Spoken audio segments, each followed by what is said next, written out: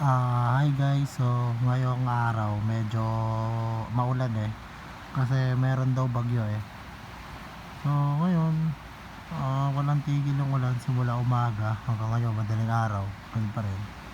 Yung araw natin, ganun pa rin nag-ML, pero good news ngayon is nakaapat akong panalo.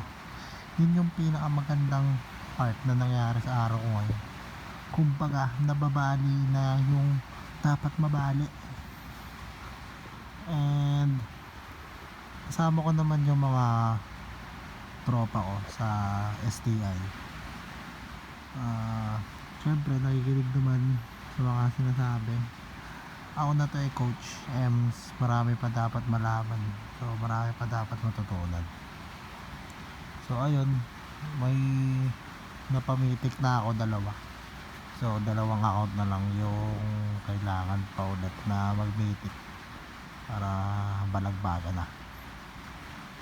Maano guys, yun lang.